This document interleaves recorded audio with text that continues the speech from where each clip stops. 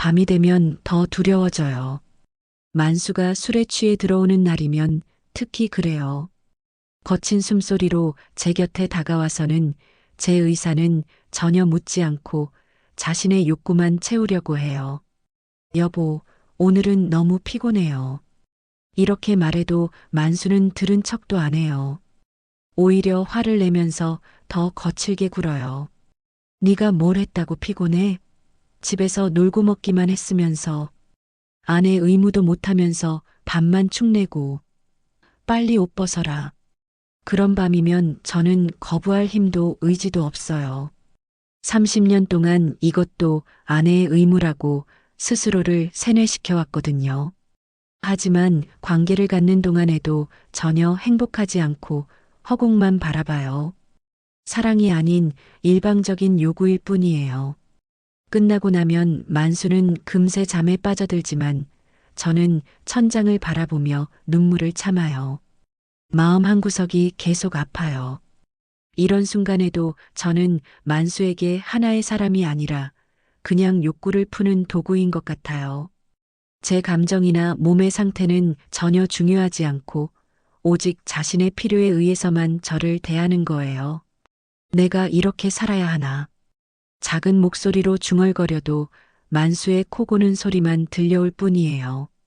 새벽 5시 알람 시계의 삐리리 소리가 귓가를 때리기 전에 이미 제 눈은 떠져 있어요.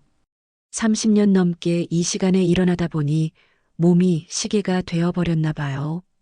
차가운 마루에 발을 내딛는 순간 발바닥으로 전해지는 차가운 감촉이 하루의 시작을 알려줘요.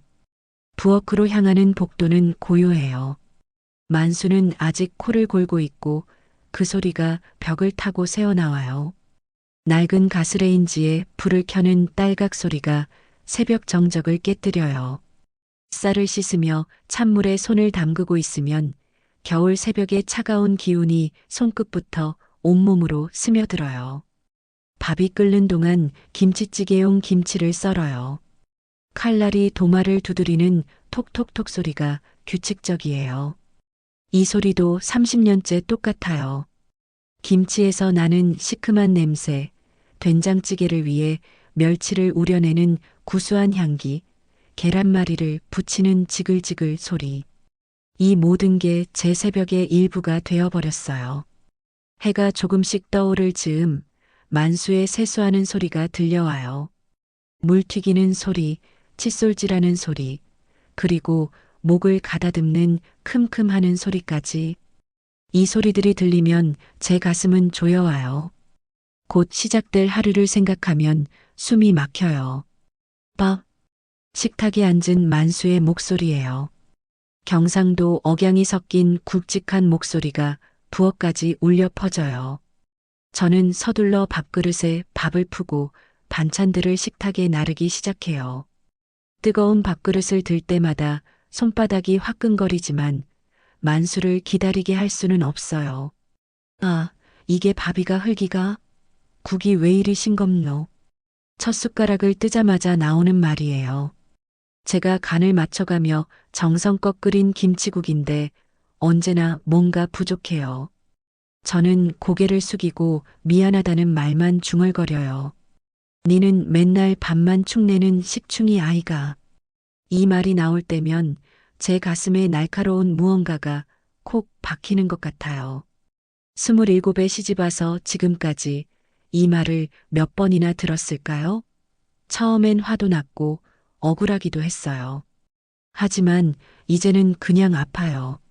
무뎌진 게 아니라 상처가 너무 깊어져서 새로운 아픔조차 그 깊은 곳으로 스며들어 버려요. 저는 만수가 다 먹고 난 후에야 숟가락을 들어요. 식은 밥과 식은 국, 그나마 남은 반찬들을 조용히 먹어요. 맛이 있는지 없는지도 잘 모르겠어요. 그냥 생존을 위한 행위일 뿐이에요. 만수가 퇴직하고 나서는 더 심해졌어요. 예전에는 아침에 나가서 저녁에 돌아오니까 그나마 숨을 쉴 틈이 있었는데 이제는 하루 종일 집에 있어요. 제가 무얼 하든 지켜보고 무얼 하든 트집을 잡아요. 전기세 나온다고 몇 번을 말했노? 에어컨 끄고 살어. 한여름 찜통 더위에도 선풍기 1시간 이상 틀지 못하게 해요. 저는 부엌에서 요리하다가 땀에 흠뻑 젖어도 참아요. 수건으로 땀을 닦으면서도 이것도 참아야 하는 거구나 생각해요. 시장에서 돌아올 때면 더 무서워요. 장보기 전에 이것저것 계산해서 가장 저렴한 것들로 골라 사는데도 집에 오면 장바구니 검사가 시작되어요. 와, 이리 많이 사노? 멸치가 왜 이리 많노? 돈이 하늘에서 떨어지나? 만수의 목소리는 점점 커져요. 제 머리 위로 쏟아지는 분노의 목소리를 들으며 저는 어깨를 더 움츠려요. 키 165cm인 제가 157cm인 만수보다 큰데도 그 앞에서는 한없이 작아져요.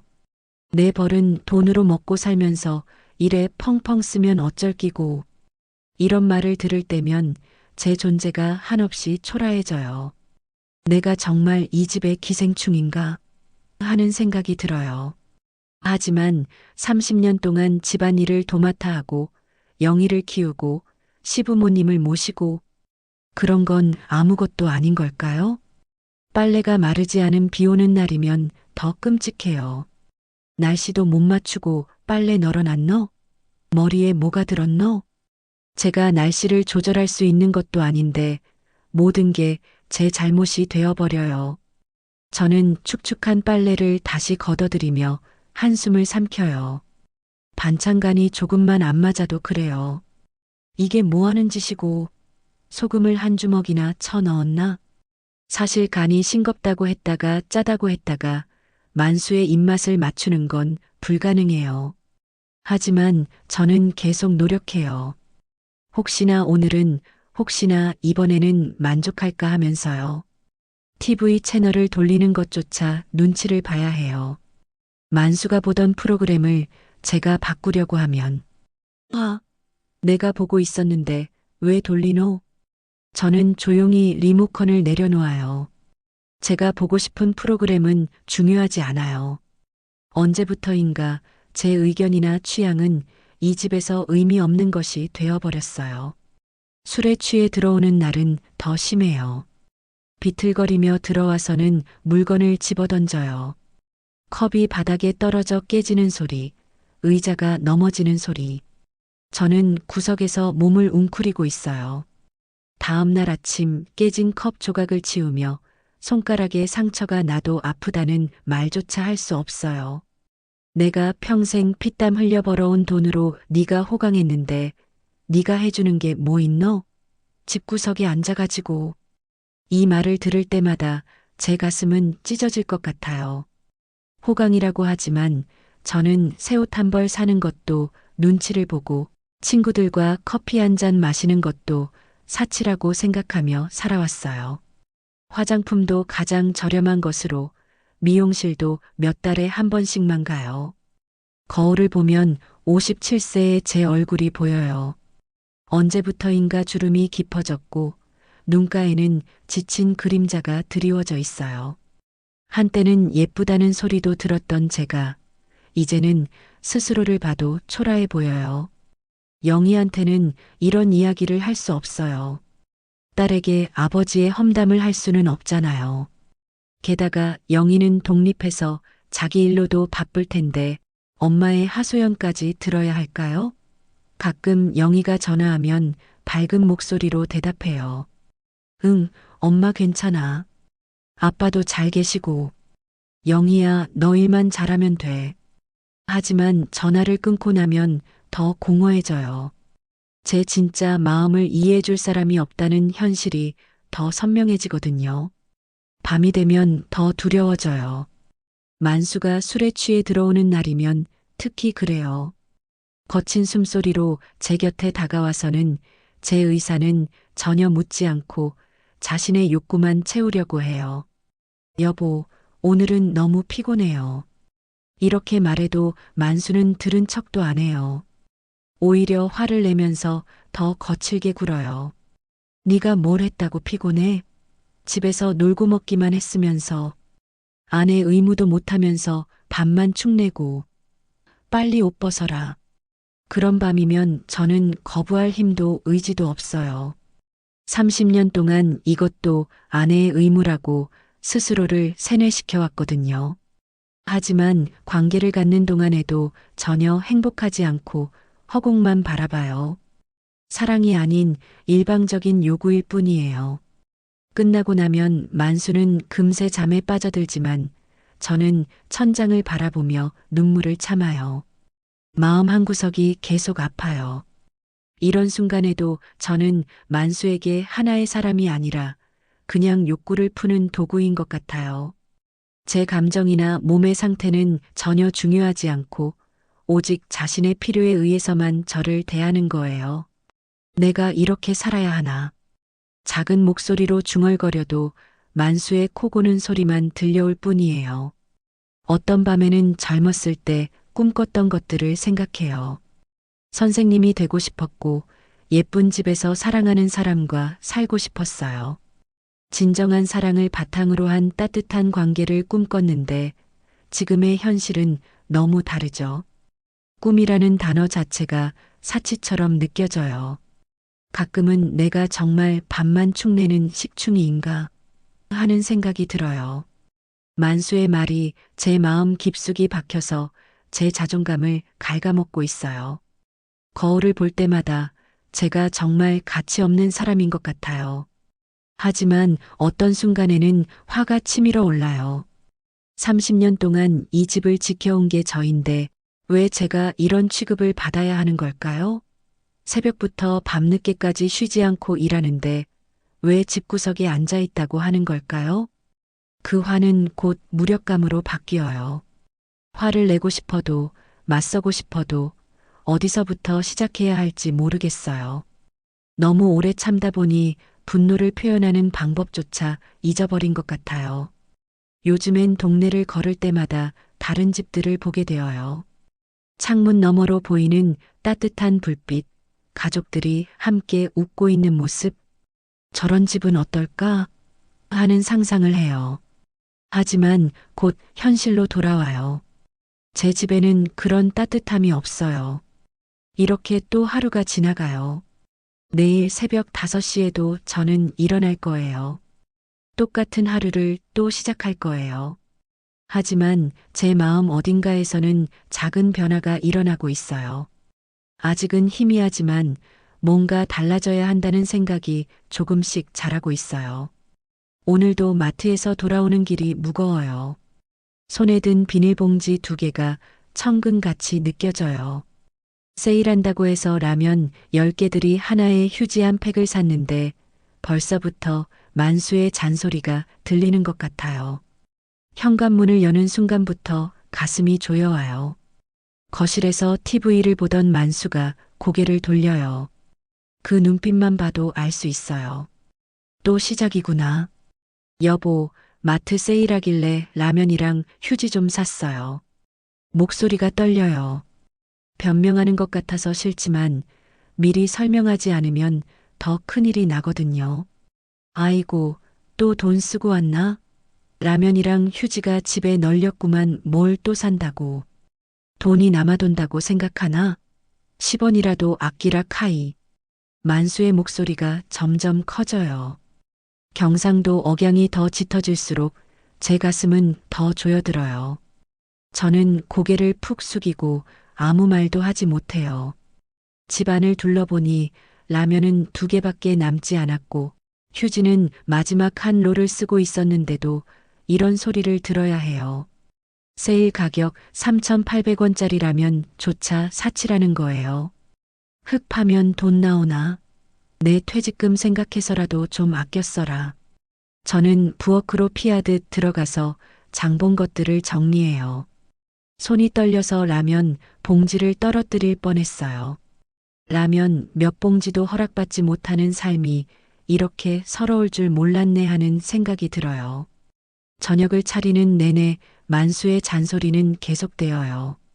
계란값도 1,000원이나 올랐다 카더라. 계란찜도 이제 사치제. 콩나물국이나 끓여 먹어야겠다. 콩나물이 100원이라도 더 싸니까 앞으로는 그것만 먹자는 소리예요.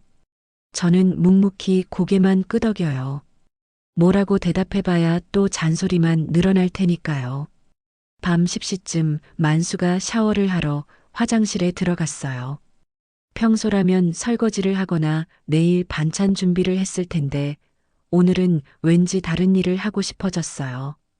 거실 탁자 위에 만수의 휴대폰이 놓여 있는 걸 봤거든요. 평생 내 물건 건들지 말라는 소리를 들어온 터라 손이 덜덜 떨려요. 하지만 문득 삐삐하고 울리는 알림음에 호기심이 발동했어요. 혹시 영희가 연락한 건 아닐까 싶어서요. 잠금 화면이 풀려 있었어요. 그 순간 제 눈앞에 떠오른 건 카톡 알림이었어요. 선옥 여보, 오늘 밤도 기다릴게요. 심장이 멎는 줄 알았어요. 여보라는 단어가 머릿속에서 메아리 쳤어요. 선옥이요? 동네 호프집 사장? 그런데 여보라고? 손가락이 저절로 움직였어요. 대화창을 열어봤더니 더 충격적인 내용들이 줄줄이 나왔어요. 선옥 사장님, 어제 주신 목걸이 너무 예뻐요. 고마워요. 만수 그까짓 것 가지고 더 좋은 거 사줄 테니 기다려. 선옥 사장님, 이렇게까지 안 하셔도 돼요. 제 손이 부들부들 떨렸어요. 라면 몇 봉지도 사치라고 하던 사람이 목걸이를 사줘요? 더 좋은 걸 사주겠다고요? 더 위로 올라가 보니 사진들이 있었어요. 만수와 선옥이 고급 한우집에서 찍은 사진, 백화점에서 쇼핑하는 사진. 제 눈을 의심했어요. 갤러리를 열어봤더니 더 가슴 아픈 것들이 가득했어요. 고급 한우집 결제 내역 사진, 백화점에서 산 명품 핸드백 영수증, 심지어 모텔 숙박 결제 문자 스크린샷까지요. 아니야, 이게 무슨... 중얼거리다가 깜짝 놀랐어요. 샤워하는 소리가 들리는데도 제 목소리가 나온 거예요. 서둘러 입을 틀어막았어요. 그런데 더 충격적인 건 동영상 폴더였어요. 호기심과 불안이 뒤섞인 손길로 영상 아이콘을 눌렀어요. 재생된 장면에서 저는 숨을 쉴 수가 없었어요. 호프집에서 찍힌 것 같은 영상이었어요. 선옥의 웃음소리, 술잔 부딪히는 소리가 들렸고 화면에는 만수가 선옥을 끌어안고 키스하는 모습이 그대로 찍혀 있었어요. 이게 무슨 더러운 짓이야? 휴대폰을 떨어뜨릴 뻔했어요. 온몸이 얼어붙는 것 같았어요. 더 끔찍한 건 다음 영상이었어요. 모텔 침실에서 촬영된 것 같은 장면이었는데 두 사람이 도저히 말로 표현할 수 없는 부적절한 행동을 하고 있었어요. 눈물이 솟구쳤어요. 손끝은 얼어붙었고 온몸이 떨렸어요. 제가 설거지하고 청소하고 빨래하는 동안 이 사람은 다른 여자와 이런 짓을 하고 있었던 거예요. 영상 속 만수는 선옥에게 명품 가방을 건네며 말하고 있었어요. 이래야 내 마음이 편하다 아이가. 자네가 최고요. 사장님 이렇게까지 안 하셔도 돼요. 후훗. 선옥은 교태를 부리며 가방을 받아들였어요. 제 가슴이 찢어지는 것 같았어요. 평생 저한테는 10원짜리 하나도 아까워서 돈이 어디서 뚝 떨어지나. 고 소리치던 남편이 다른 여자한테는 몇십만 원, 몇백만 원을 펑펑 쓰고 있었던 거예요. 문자 내역을 다시 살펴보니 더 화가 났어요. 만수 내일 백화점 가자. 코트 하나 사줄게. 선옥 진짜요? 사장님 최고. 만수 50만 원짜리로 골라. 우리 선옥이한테는 최고만 해줘야지. 50만 원이요? 저는 겨울 코트를 5년째 같은 걸 입고 있는데요. 작년에 코트 하나 사고 싶다고 했더니 있는 걸로 입어. 돈이 아까워서 못 사겠다고 했으면서요. 더 찾아보니 호텔 예약 내역도 있었어요. 만수 오늘 밤 5호 호텔룸 잡았어. 우리끼리만 있자. 5호 호텔룸이요? 1박에 30만 원은 할 텐데요. 저와는 신혼여행도 1박 3만 원짜리 여관에서 잤으면서요. 은행 문자들도 보였어요. 선옥한테 돈을 보낸 내역들이 수없이 많았어요. 10만 원, 20만 원, 심지어 100만 원까지. 이 돈이 전부 어디서 나온 거예요? 저한테는 휴지 한 팩 사는 것도 사치라고 하면서요. 더 뒤져보니 선옥과의 여행 사진들도 있었어요. 부산 해운대, 제주도 강릉. 이 사람이 저와는 30년 동안 여행 한번 가자는 말을 안 했는데 선옥과는 전국 방방곡곡을 다녔던 거예요. 사진 속 만수는 제가 본 적 없는 표정을 하고 있었어요. 환하게 웃으며 선옥을 바라보는 모습이 너무 행복해 보였어요. 저와 함께 있을 때는 한 번도 그런 표정을 짓지 않았는데요. 화장실에서 샤워하는 소리가 멈췄어요. 황급히 휴대폰을 원래 자리에 놓고 부엌으로 피했어요. 다리에 힘이 빠져서 주저앉을 뻔했어요. 만수가 화장실에서 나오는 소리가 들렸어요. 평소와 똑같은 소리인데 이제는 그 모든 게 가짜로 느껴져요. 야, 물 한 잔. 거실에서 부르는 소리예요. 저는 컵에 물을 따르면서 손이 덜덜 떨렸어요. 지금 이 사람 앞에서 어떤 표정을 지어야 할지 모르겠어요. 물을 갖다 주며 만수의 얼굴을 봤는데 아무렇지도 않아 보여요. 방금 전까지 다른 여자와 그런 추잡한 일을 하고 있었으면서도 태연해요. 내일 아침에 김치찌개 말고 된장찌개 끓이라. 김치 아끼려면 그래야 한대이. 또 아끼라는 소리예요. 선옥한테는 50만 원짜리 코트를 사주면서 저한테는 김치도 아끼라고 해요. 저는 네 하고 대답했지만 속으로는 분노가 치밀어 올랐어요. 이 사람이 정말 제 남편이 맞나요? 30년 동안 함께 산 사람이 맞나요? 침실에 들어가서 이불을 덮고 누웠지만 잠이 올 리 없어요. 옆에 누운 만수를 바라보니 모든 게 역겨워요. 이 사람이 다른 여자와 하던 그 더러운 일들이 자꾸 머릿속에 떠올라요. 내가 살아온 40년. 전부 거짓이었단 말인가. 속으로 중얼거렸어요. 저는 그저 이 집의 식충에 불과했고 만수의 진짜 삶은 선옥과 함께하는 그 시간들이었던 거예요. 눈물이 베개를 적셨어요. 30년 동안 참고 또 참으며 살아온 제 인생이 한순간에 무너져 내리는 기분이었어요. 그런데 눈물과 함께 다른 감정도 올라왔어요. 분노예요. 치떨리는 배신감이었어요. 이런 식으로는 더 이상 살 수 없어. 처음으로 그런 생각이 들었어요. 이제까지는 참고 견디면 된다고 생각했는데 오늘은 달라요. 뭔가 바뀌어야 해요. 제가 바뀌어야 해요. 만수의 코 고는 소리가 들려왔어요. 평소 같으면 시끄러워서 잠 못 잔다고 투덜댔을 텐데 오늘은 그 소리조차 가증스러워요. 내일부터는 달라질 거예요. 어떻게든 달라져야 해요. 더 이상 이렇게 살 수는 없어요.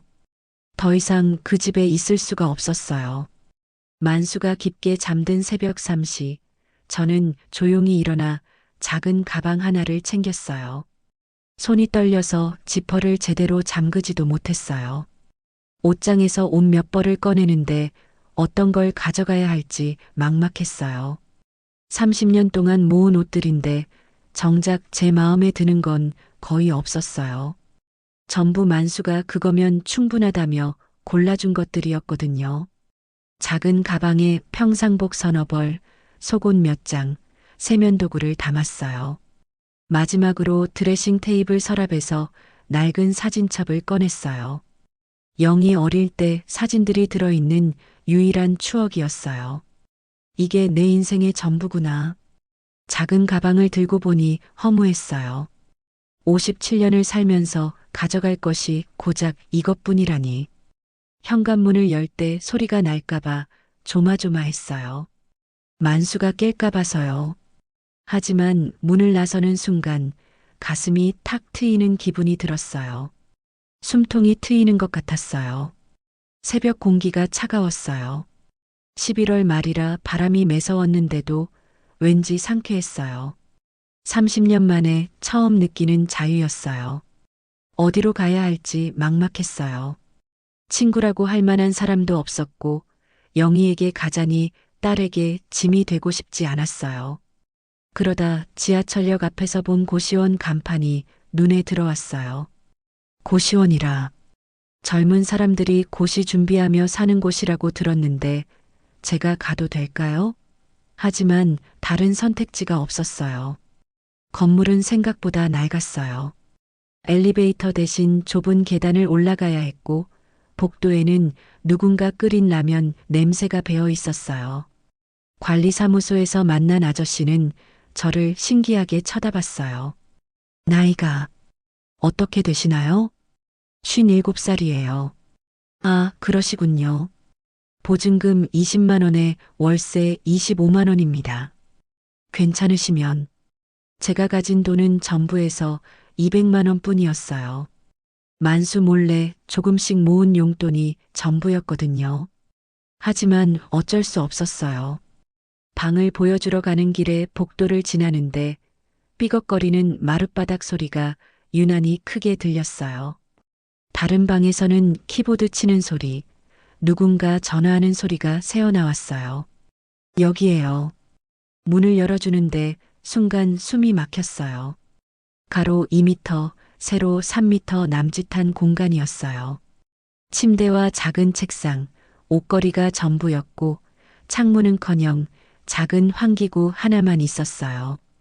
화장실과 샤워실은 층마다 공용입니다. 아저씨가 설명해주는 소리가 멀게 들렸어요. 저는 벽에 기대서서 이 좁은 공간을 둘러봤어요. 내가 어떻게 여기까지 온 거지? 이게 제 인생의 끝인가 하는 생각이 들었어요. 57세의 고시원이라니. 하지만 동시에 다른 감정도 올라왔어요. 이곳에는 만수가 없다는 안도감이었어요. 여기서 지낼게요. 계약서에 사인하고 열쇠를 받을 때 손이 떨렸어요.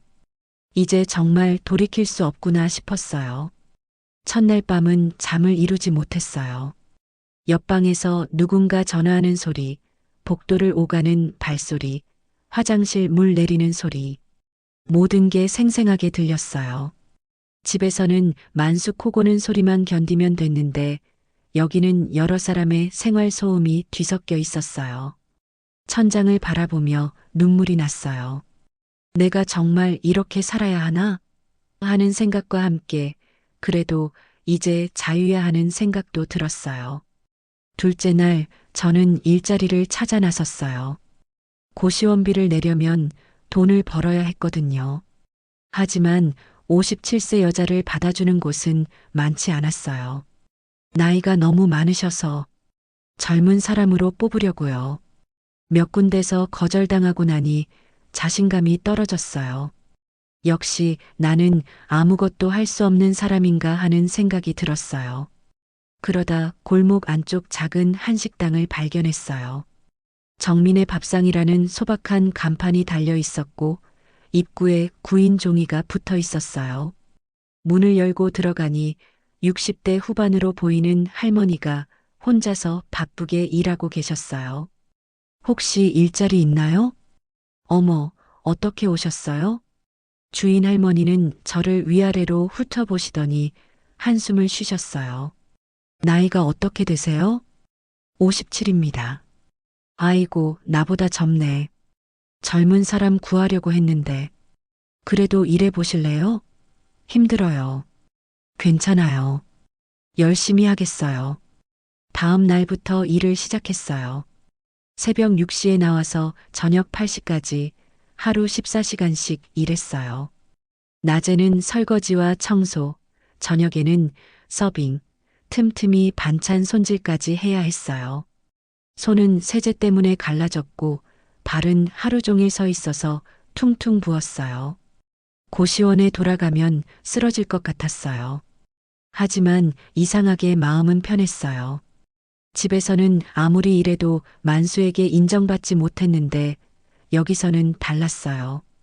손님들이 반찬이 맛있다, 친절하다는 말을 해주셨고 주인 할머니도 제 일을 격려해 주셨어요. 정순 씨, 참 성실하네요. 요새 젊은 애들도 이렇게 못해요. 2달쯤 지났을 때였어요. 주인 할머니가 저를 따로 불러서 이야기하셨어요. 정순 씨, 내가 나이를 먹어서 이제 식당을 못할 것 같아요. 허리도 아프고 혈압도 높아지고 자네가 식당을 맡아주면 어떨까요? 순간 귀를 의심했어요. 저한테 식당을 맡으라고요? 제가요? 저 같은 사람이 자네밖에 없어요. 이렇게 성실한 사람은 드물어요. 손님들도 정순 씨를 좋아하고 음식 솜씨도 좋고 눈물이 핑 돌았어요. 누군가에게 인정받는다는 게 이렇게 벅찬 감정인지 몰랐어요. 30년 동안 만수에게 밥만 축내는 식충이라는 말만 들어왔는데 여기서는 제가 필요한 사람이라고 해주시니까요. 하지만 제가 돈이 없어서 임대료는 제가 계속 내고 수익금을 나눠 가져요. 어차피 저는 시골로 내려갈 거라 이 동네를 자주 못 와요. 정말 꿈 같은 이야기였어요. 제가 식당을 운영한다고요? 시간을 두고 생각해 보세요. 급하지 않아요. 하지만 저는 이미 마음을 정했어요. 해보겠어요. 열심히 하겠어요. 그날 밤 고시원에 돌아와서 침대에 누웠어요. 좁은 방이지만 이제는 제법 익숙해졌어요. 환기구로 들어오는 바람소리, 복도의 발소리. 이 모든 게 제 새로운 일상이 되었어요. 천장을 바라보며 30년 전을 생각해 봤어요. 27에 시집 갔을 때 꿈꿨던 것들, 행복한 가정에 대한 희망들, 모든 게 만수 때문에 무너져 내렸다고 생각했어요. 하지만 이제는 달라요. 제가 무너뜨린 게 아니라 제가 다시 세울 수 있는 거였어요. 나는 버려진 여자가 아니야. 작은 목소리로 중얼거렸어요. 다시 일어설 수 있어. 이제는 내 인생을 내가 책임지는 거야. 옆방에서 누군가 늦은 공부를 하는 소리가 들렸어요. 책장 넘기는 소리, 볼펜 쓰는 소리. 저처럼 새로운 시작을 준비하는 사람들의 소리였어요. 갑자기 마음이 든든해졌어요. 여기는 새로운 꿈을 키우는 사람들이 모인 곳이구나 싶었어요. 나이는 다르지만 저도 그 중 하나가 된 거예요. 핸드폰을 보니 만수에게서 온 전화가 12통이나 있었어요. 문자도 여러 개 와 있었는데 다 화가 난 내용들이었어요. 어디 갔너? 당장 집에 와라. 미쳤나? 나이 먹고 가출이가? 영희한테 전화했더니 모른다 카던데 어디 숨었너? 읽으면서 웃음이 나왔어요. 30년 동안 이 사람한테 겁먹어가며 살았는데 이제는 이런 협박이 무섭지 않아요. 영희한테서도 전화가 왔었네요. 딸한테는 연락해야겠어요. 걱정할 테니까요. 영희야, 엄마야. 엄마, 어디 계세요? 아빠가 난리가 났어요. 걱정하지 마. 엄마는 괜찮아. 어디 계신데요? 왜 갑자기? 영희의 걱정스러운 목소리가 들렸어요. 하지만 자세한 이야기는 아직 하고 싶지 않았어요. 엄마가 새로운 시작을 하려고 해. 너무 걱정하지 말고 나중에 자세히 이야기해 줄게. 엄마, 영희야, 엄마는 정말 괜찮아. 오히려 지금이 더 행복해. 전화를 끊고 나니 마음이 홀가분했어요. 영희에게 거짓말한 건 아니에요. 정말로 지금이 더 행복하거든요. 고시원 복도를 걸어가며 공용 화장실에서 세수를 했어요. 거울 속 제 모습이 보였는데 한 달 전과는 뭔가 달라 보였어요. 여전히 주름은 있고 피곤해 보이지만 눈빛이 다르다고 할까요? 더 살아있어 보였어요. 새로운 시작이야. 거울 속 제 모습에게 말했어요. 침대에 누워서 내일 할 일들을 생각해 봤어요. 메뉴도 새로 짜고 반찬도 조금 바꿔보고 싶어요. 주인 할머니가 맡겨주신 이 기회를 절대 놓치고 싶지 않아요. 창 밖으로 새벽이 밝아오고 있었어요. 환기구로 들어오는 찬 공기가 상쾌했어요. 30년 만에 처음으로 내일이 기대되는 밤이었어요. 만수는 아직도 제가 돌아올 거라고 생각하겠죠. 밥 해줄 사람, 빨래 해줄 사람, 구박할 사람이 필요하니까요. 하지만 이제 그런 정수는 없어요. 새로운 정순이 시작되는 거예요. 57세의 늦은 출발이지만 이제라도 시작하는 게 다행이에요. 고시원의 좁은 침대에서 저는 처음으로 평온한 잠에 들 수 있었어요. 새벽 5시 알람 시계보다 먼저 눈이 떠져요. 하지만 이제는 무거운 마음이 아니라 설렘으로 하루를 시작해요. 고시원에서 일어나 간단히 세수를 하고 식당으로 향하는 발걸음이 가벼워요. 정민의 밥상의 문을 열고 불을 켜는 순간 이 공간이 정말 제 것처럼 느껴져요. 할머니가 맡겨주신 이곳을 제가 책임지고 있다는 생각에 가슴이 뿌듯해요. 가장 먼저 하는 일은 밥솥에 쌀을 안치는 거예요. 쌀을 씻으며 찬물에 손을 담그는 감촉이 예전과는 달라요.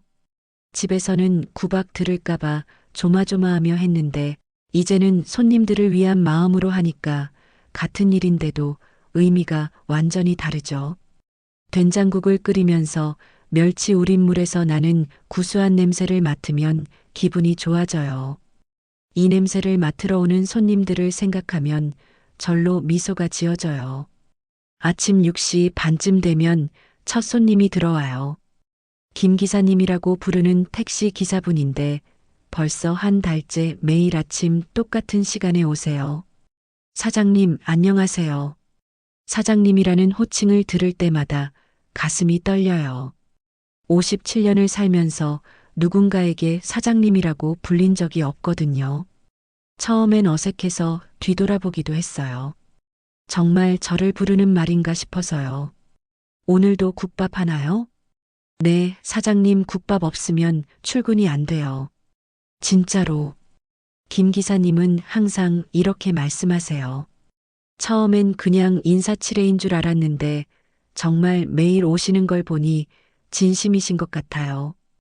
뜨거운 국밥을 내드리면서 김치와 단무지도 함께 놓아드려요. 김 기사님이 후루룩 국물을 마시며 아, 시원하다 하시는 모습을 보면 제가 다 뿌듯해져요. 점심시간이 되면 근처 공사장에서 일하시는 분들이 오세요. 일터에서 구슬땀을 흘리고 오신 분들이라 밥을 정말 맛있게 드세요. 큰 그릇에 밥을 가득 담아서 내드리면 많이 주시네라며 좋아하세요. 어느 날은 대학생으로 보이는 여학생이 들어왔어요. 혼자 들어와서 제육볶음 정식을 주문했는데 한 입 먹더니 갑자기 눈물을 글썽이는 거예요. 괜찮으세요? 걱정이 되어서 물어봤더니 이런 말을 하더라고요. 여기 밥 먹으면 꼭 엄마 밥 먹는 것 같아요. 고향이 멀어서 1년 넘게 엄마 밥을 못 먹었는데 그 말을 듣는 순간 제 가슴이 뭉클해졌어요. 제가 만든 음식이 누군가에게는 엄마의 손맛이 된다니요. 많이 드세요. 부족하면 더 갖다 드릴게요. 그날부터 그 학생은 자주 오게 됐어요.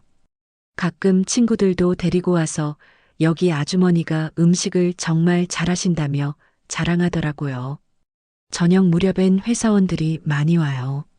하루 종일 일하느라 지친 모습들인데 따뜻한 밥 한 끼 드시고 나면 표정이 밝아져요. 사장님, 오늘도 잘 먹었습니다. 고생하셨어요. 내일도 오세요. 이런 인사를 주고받으며 하루를 마무리할 때면 정말 보람차요. 한 달쯤 지나니까 단골 손님들이 하나씩 생겼어요. 매일 오시는 분들, 일주일에 두세 번 오시는 분들, 제 얼굴을 보고 반가워하시는 모습을 보면 세상에서 가장 소중한 사람이 된 기분이에요. 어느 날은 초등학생 아이가 엄마와 함께 왔는데 밥을 다 먹고 나가면서 이런 말을 하더라고요. 아줌마, 여기 밥이 우리 집 밥보다 더 맛있어요. 엄마가 당황해서 그런 말 하는 거 아니야 라고 했지만 저는 오히려 기뻤어요. 아이가 맛있다고 하는 게 가장 정직한 평가잖아요. 일하면서 제일 뿌듯할 때는 손님들이 빈 그릇을 내놓을 때예요. 깨끗하게 비운 밥그릇을 보면 제 마음도 깨끗해지는 것 같아요. 점점 자신감도 생겼어요. 처음엔 주인 할머니가 하던 메뉴만 그대로 따라 했는데 이제는 제 나름대로 간을 조절하고 새로운 반찬도 만들어 봐요. 김치볶음밥을 새 메뉴로 추가했더니 반응이 좋았어요. 특히 젊은 손님들이 좋아하시더라고요. 계란 후라이를 올려서 내드리면 사진도 찍으며 맛있게 드세요. 사장님, 이 김치볶음밥 레시피 좀 알려주세요. 이런 말을 들으면 어깨가 으쓱해져요. 제 요리를 배우고 싶다니 정말 꿈만 같아요. 저녁에 마지막 손님을 보내고 나면 하루 매출을 정리해요. 처음엔 계산기 두드리는 것도 서툴렀는데 이제는 제법 익숙해졌어요. 하루 매출이 50만 원을 넘는 날이면 혼자서 야호 하고 소리치기도 해요. 밤에 고시원으로 돌아가는 길은 항상 기분이 좋아요. 하루 종일 일했으니 피곤해야 정상인데 왜인지 발걸음이 가벼워요. 고시원 복도를 걸으며 다른 방에서 들려오는 생활 소리들을 들어요. 누군가는 전화 통화를 하고, 누군가는 컴퓨터로 일을 하고, 누군가는 책을 읽고, 모두들 각자의 목표를 향해 열심히 살아가는 소리들이에요. 제 방에 들어가서 침대에 누우면 하루를 되돌아봐요. 오늘 어떤 손님이 왔는지, 어떤 말씀을 해주셨는지, 무엇을 더 잘할 수 있을지. 평생 밥만 축내는 식충이라던 내가 이제는 내 밥벌이를 하고 누군가에게 힘이 되는 사람이 되었구나. 이 생각을 할 때마다 눈시울이 붉어져요. 기쁨의 눈물이에요. 57세에 처음으로 제 가치를 찾은 거예요. 한 달 전만 해도 라면 한 봉지 사는 것도 눈치 봤는데 이제는 제가 번 돈으로 고시원비도 내고 생활비도 마련해요. 가끔은 새 옷도 사고 좋아하는 커피도 마셔요. 이런 작은 것들이 이렇게 소중할 줄 몰랐어요. 만수한테서는 계속 전화가 와요. 처음엔 화가 난 목소리였다가 이제는 좀 다른 톤이에요. 정순아, 언제까지 일에 살기고 집에 와라. 내가 잘못했다. 처음으로 잘못했다는 말을 하네요. 30년 만에 처음이에요. 하지만 이제는 그런 말이 달리 들려요. 제가 없으니까 불편해서 하는 말이라는 걸 알거든요. 영희한테서 들은 이야기로는 만수가 많이 달라졌다고 해요. 집에 혼자 있으면서 술만 마시고 밥도 제대로 안 차려 먹는다고요. 엄마 아빠가 많이 후회하는 것 같아요. 이번 기회에 집에 돌아가시면 안 될까요? 영희는 제가 돌아가기를 바라지만 저는 아직 마음이 서지 않아요. 30년 동안 쌓인 상처가 며칠 만에 아물 수는 없거든요. 영희야, 엄마가 지금 새로운 일을 하고 있어. 정말 재미있고 보람 있어. 무슨 일이에요? 식당 일이야. 손님들이 엄마 음식을 맛있다고 해줘서 정말 기뻐. 영희는 처음엔 놀랐지만 제 목소리가 밝아진 걸 알아차렸나 봐요. 엄마 목소리가 예전과 달라요. 더 밝아진 것 같아요. 그래. 엄마도 그런 것 같아. 정말 그래요. 거울을 봐도 표정이 달라졌어요. 예전엔 항상 움츠러들고 걱정스러운 얼굴이었는데 이제는 뭔가 당당해 보여요. 식당에서 일하면서 많은 사람들을 만나니까 세상이 넓어진 기분이에요.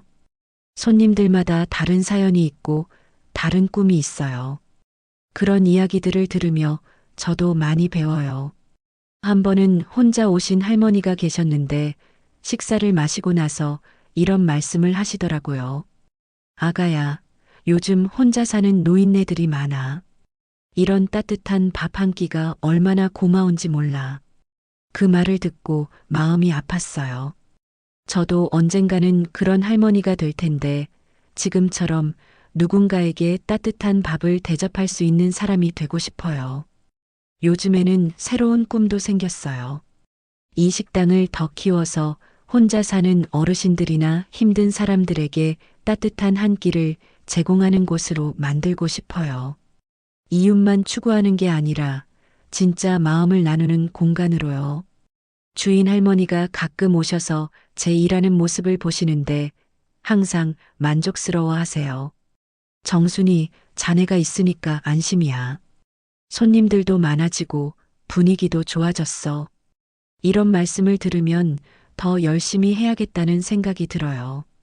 한 달 반이 지난 지금 저는 완전히 다른 사람이 된 기분이에요. 예전에 정수는 항상 눈치 보고 주눅 들고 자신감 없는 사람이었어요. 하지만 지금의 정수는 당당하고 자립적이고 누군가에게 필요한 사람이에요. 물론 고시원 생활이 편하지는 않아요. 좁은 방, 공용 화장실, 시끄러운 소음. 하지만 이 모든 게 제 선택이라는 점이 중요해요. 누구한테 구박받지 않고 제 의지로 사는 삶이에요. 만수는 아직도 제가 돌아올 거라고 생각하겠지만 이제 예전의 정수는 없어요. 새로운 정순이 시작된 거예요. 57세의 늦은 출발이지만 정말 제 인생이 시작된 기분이에요. 내일도 새벽 5시에 일어나서 식당에 갈 거예요. 손님들을 맞이하고 맛있는 음식을 만들고 따뜻한 하루를 만들어 갈 거예요. 그리고 매일매일 조금씩 더 성장하는 제가 될 거예요. 이제야 알겠어요. 인생의 늦은 시작이란 없다는 걸요. 57세에도 새로운 꿈을 꿀 수 있고 새로운 도전을 할 수 있어요. 무엇보다 저 자신을 사랑할 수 있게 되었어요. 고시원의 작은 침대에서 내일이 기대되는 마음으로 잠에 들어요. 이런 기분으로 잠들 수 있다는 게 얼마나 행복한지 몰라요. 오늘은 법정에 가는 날이에요. 거울을 보며 옷을 단정히 입어요. 검은색 정장에 조금의 화장을 했더니 30년 만에 처음으로 당당해 보이는 제 모습이 낯설면서도 뿌듯해요. 변호사 선생님과 함께 법정으로 향하는 길, 가슴이 두근두근해요. 무서워서가 아니라 설레어서요. 30년 동안 만수에게 억눌려 살았던 제가 이제는 법적으로도 당당한 권리를 찾는 순간이거든요. 법정 문을 열고 들어가니 만수가 이미 와 있어요. 변호사 옆에 앉은 만수의 모습이 초췌해 보여요. 예전에는 그렇게 당당하고 거드름 피우던 사람이 이제는 힘 빠진 늙은이처럼 보여요. 만수와 눈이 마주쳤는데 그 눈빛에는 예전의 거만함이 없어요. 오히려 당황하고 불안해하는 모습이에요. 저를 보는 만수의 표정에서 뭔가 달라진 걸 느껴요. 판사님이 들어오시고 재판이 시작되었어요. 변호사 선생님이 제 상황을 차근차근 설명해 주시는 동안 저는 가슴이 터질 것 같았어요. 30년 동안 참아왔던 모든 것들이 이 순간에 다 인정받는 기분이었거든요. 피고는 원고에게 30년간 경제적, 정신적 피해를 주었으며 변호사 선생님의 목소리가 법정에 울려 퍼져요. 제가 직접 말하지 못했던 그 모든 아픔들이 법정에서 공식적으로 인정받고 있어요. 만수는 고개를 숙이고 있어요. 평생 저를 식충이라고 부르며 무시했던 그 사람이 이제는 법 앞에서 고개를 숙이고 있어요. 드디어 판사님의 목소리가 울려 퍼졌어요. 재산은 법대로 절반씩 나누겠습니다. 그 순간 눈물이 핑 돌았어요. 억울해서가 아니라 마침내 제가 존중받는 순간이었기 때문이에요. 30년 동안 만수의 재산에 기생하는 존재라고 여겨졌던 제가 이제는 법적으로도 동등한 권리를 인정받은 거예요. 만수가 제 쪽을 바라보는데 그 눈빛이 복잡해 보여요. 화가 난 것 같기도 하고 당황한 것 같기도 하고 하지만 저는 더 이상 그 눈빛이 무섭지 않아요. 법정을 나오면서 변호사 선생님이 말씀하셨어요. 정순 씨, 정말 잘하셨어요. 이제 새로운 시작이에요. 감사해요. 정말 감사해요. 제 목소리가 떨렸어요. 기쁨과 안도감이 뒤섞인 복잡한 감정이었어요. 며칠 후 영희에게서 연락이 왔어요. 만수의 근황을 전해주더라고요. 엄마, 아빠가 이상해요. 갑자기 돈이 생겼다고 좋아하더니 어디 투자한다고 나가더라고요. 저는 불안한 예감이 들었어요. 만수의 성격을 30년간 봐왔으니까요. 그 사람은 돈만 생기면 이상한 곳에 투자하려고 하거든요. 영희야, 아빠 일은 아빠가 알아서 하실 거야. 우리는 신경 쓰지 말자. 하지만 속으로는 걱정이 되었어요. 설마 또 무슨 바보 같은 일을 벌이는 건 아니겠죠? 일주일쯤 지났을 때 제 예상은 적중했어요. 영희가 급하게 전화를 했거든요. 엄마, 큰일 났어요. 아빠가 호프집 사장 선옥 씨한테 돈을 다 빌려줬대요. 그런데 그 사람이 잠적했대요. 순간 어이가 없었어요. 저한테는 라면 한 봉지도 아까워하던 사람이 선옥한테는 재산 분할로 받은 돈을 다 빌려줬다고요? 얼마나 빌려줬는데? 전부요, 엄마. 한 푼도 안 남았대요. 정말 어이가 없어서 웃음이 나왔어요. 30년 동안 돈이 어디서 뚝 떨어지나며 저를 구박하던 그 사람이 선옥의 달콤한 말 몇 마디에 순식간에 전 재산을 날린 거예요. 선옥 씨가 뭐라고 했는데? 호프집 체인으로 키우면 대박 난다고 같이 성공하자고 했대요. 아빠가 완전히 넘어간 거죠. 한심하다는 생각이 들었어요. 그렇게 영리하다고 자부하던 만수가 이렇게 쉽게 당할 줄이야. 그래서 아빠는 지금 어디 계시는데? 그게 집에도 못 있대요. 빚쟁이들이 찾아와서 지금 어디 고시원에 계신다고 하더라고요. 고시원이라고요? 제가 처음 집을 나왔을 때 머물던 바로 그 고시원 말인가요? 상황이 완전히 뒤바뀌었네요. 며칠 후 호기심이 생겨서 만수가 있다는 고시원을 찾아갔어요. 직접 만나려는 건 아니고 그냥 어떻게 지내는지 궁금해서요. 건물 앞에서 기다리고 있으니 만수가 나오더라고요. 몰골이 말이 아니었어요. 머리는 산발이고 옷은 구겨져 있고 무엇보다 그 거만했던 어깨가 완전히 축 처져 있었어요. 만수는 저를 못 봤어요. 고개를 푹 숙이고 터벅터벅 걸어가는 모습이 마치 세상에서 가장 불쌍한 사람 같았어요. 제가 처음 고시원에 갔을 때와 똑같은 모습이었어요. 좁은 방, 공용 화장실, 남의 눈치 보며 사는 생활. 이제 만수가 그런 생활을 하고 있는 거예요. 그 모습을 보니 복잡한 감정이 들었어요.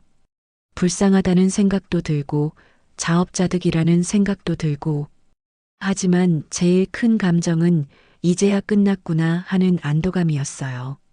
30년 동안 저를 짓누르던 그 무거운 존재가 이제는 저보다도 더 비참한 상황에 놓인 거예요. 복수를 한 기분이라기보다는 긴 악몽이 끝난 기분이었어요. 고시원에서 돌아오는 길에 제 식당에 들렀어요. 이제는 정말 제 식당이에요. 주인 할머니와 정식으로 계약해서 완전히 인수했거든요. 정순네 밥상이라고 새로 만든 간판을 보니까 뿌듯해요. 제 이름이 걸린 간판을 보는 기분이 이렇게 좋을 줄 몰랐어요.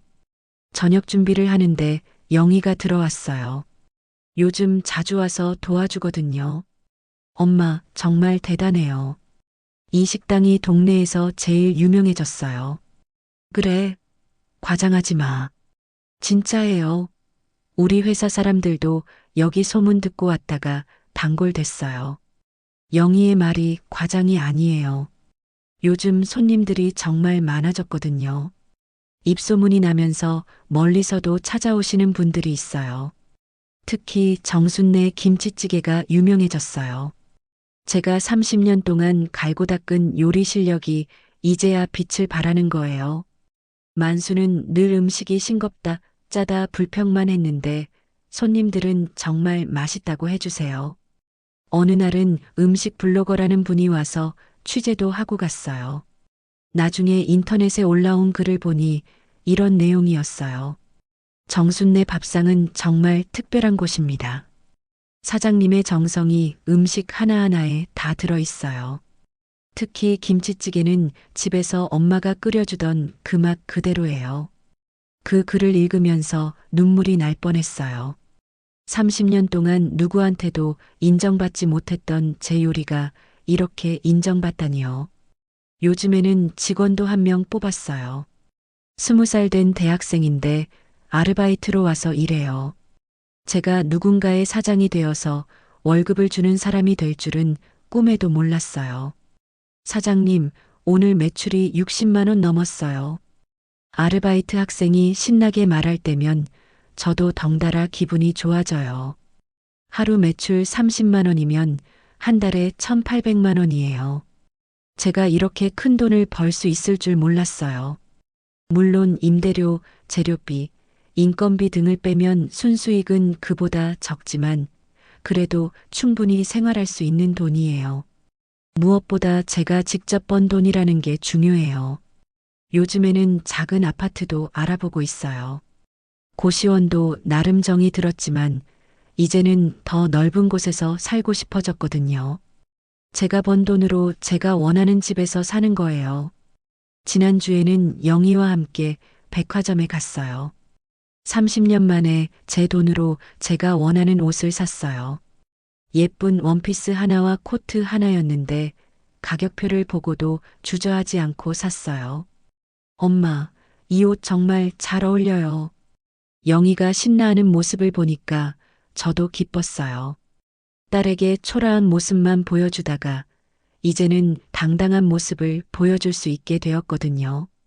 옷을 입고 거울을 보니 정말 달라진 제 모습이 보였어요. 표정도 밝아지고 자세도 꼿꼿해지고 이게 진짜 저인가 싶을 정도예요. 식당 일을 마치고 집에 돌아오는 길에는 항상 감사한 마음이 들어요. 힘든 하루였지만 제가 선택한 삶이고 제가 만들어가는 삶이에요. 요즘에는 미래에 대한 계획도 세우고 있어요. 식당을 더 키워서 지점도 내고 싶고 나중에는 요리 강습도 해보고 싶어요. 제 나이 57세에 이런 꿈을 꾸게 될 줄 몰랐어요. 한 번은 만수에게서 전화가 왔어요. 오랜만에 들리는 목소리가 완전히 달라져 있었어요. 정순아, 미안하다. 내가 잘못 살았다. 목소리가 떨리고 있었어요. 그렇게 거만하던 사람의 목소리가 이렇게 초라할 수가 있구나 싶었어요. 뭘 잘못했는지 알아요? 다, 다 잘못했다. 자네를 무시하고 자네 덕에 살면서도 몰라봤고 이제 알았으면 됐어요. 더 이상 화가 나지 않았어요. 오히려 불쌍하다는 생각이 들었어요. 30년 동안 진짜 소중한 걸 몰라보고 산 사람이니까요. 정순아, 다시 시작할 수 없을까? 내가 달라졌어. 만수 씨, 이제 늦었어요. 저는 새로운 삶을 살고 있어요. 하지만 만수 씨도 새로운 삶을 사세요. 저 없이도 잘 살 수 있다고 하셨잖아요. 그렇게 말하고 전화를 끊었어요. 30년 만에 처음으로 만수에게 당당하게 제 의견을 말한 거예요.